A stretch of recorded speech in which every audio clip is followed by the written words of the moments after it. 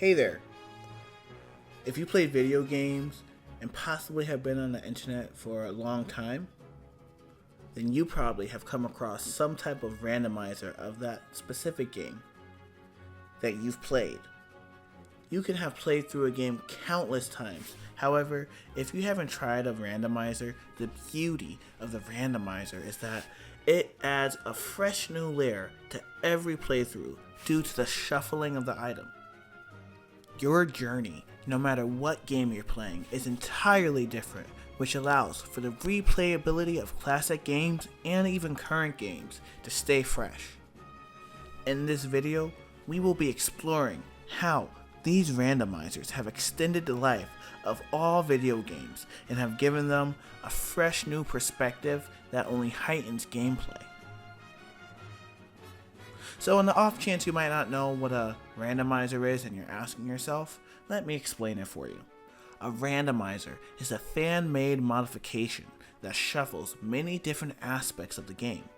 This often ranges from item placement, enemy placement, or even where entrances may lead. This leads to a completely different gameplay experience every time you decide to start a new game, due to the path always being different from the last time you played.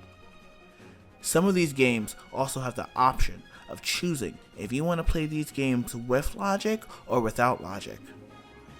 Playing with logic means there is a logical progression in how you're supposed to find the items, almost as if the game has now become a puzzle, which leads to a guaranteed way of completing the game.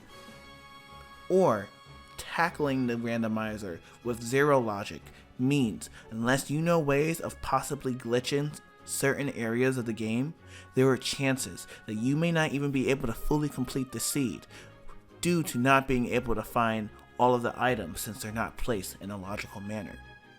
A seed is what is often called that specific randomized version of the game.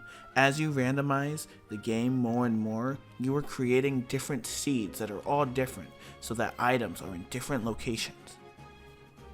At this point, there are multiple games that have been changed from modders who have made these randomizers possible, such as the majority of the Zelda series and the Pokemon series, also the Metroid series, just to name a few.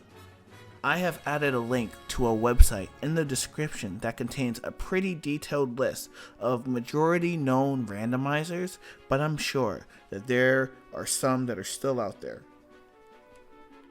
Replayability, as stated before, is amplified by these randomizers. This shines the most, in my opinion, in a lot of the Zelda games, so we're going to use those for an example. Let's take Zelda Ocarina of Time.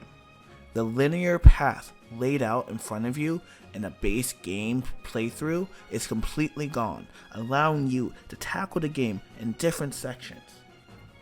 End-game temples, like the Shadow and the Spirit Temple, might be some of the first ones you must complete in order to eventually save Hyrule.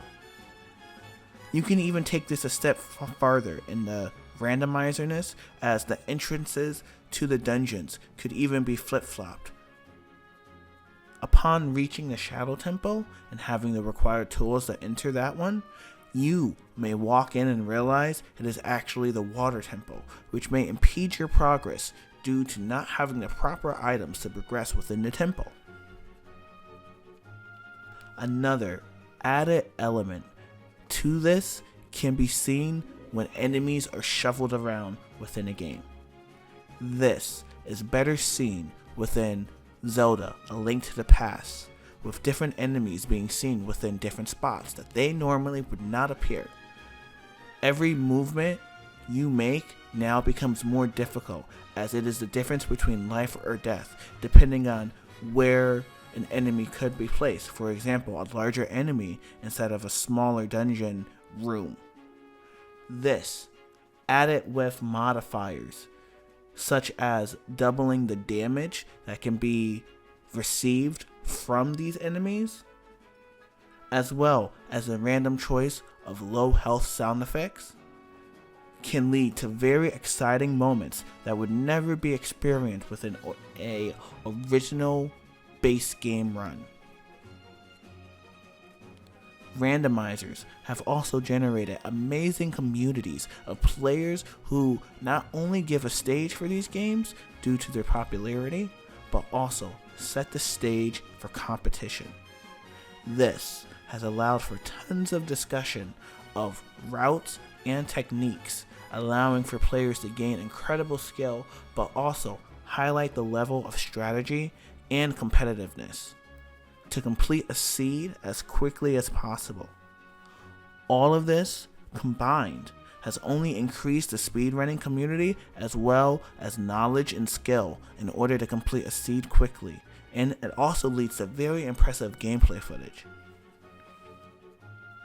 The community only continues to expand in wholesomeness as different people will figure out ways to relive these classics or current games in different randomness. I believe nothing speaks on this better than the ability to use a randomizer, which is how you create the perfect user-friendly game for yourself. This gives players the power to decide where items are kept within the randomizer. This allows you to have the journey that you want to experience. Maybe you only venture to a specific part of the game. You could ultimately only end up playing 1/3 or even 1/4 of the game and have everything you need to go complete it. This allows multiple ways to randomize a game, and it ultimately has an endless amount of fun and time that a person can put into a game. This intrigue will never stop evolving as long as this community stays strong and continues to share their different love for all of these different video games. Randomizers have given a fresh perspective of the games we thought we knew inside and out, and landed their enjoyment to the level of newly released games as recently released within the previous month. This gives players a chance to always go back and play classic games or games that are at least a year old that modders have had time to go and turn into randomizers. The randomizers even now are often being turned around that much quicker to where games, as long as they have a strong community behind them, can be randomized within a month. Next time you're not sure what to play, why don't you pick up a randomizer of a favorite game and try it for your own self? What do you think of randomizers?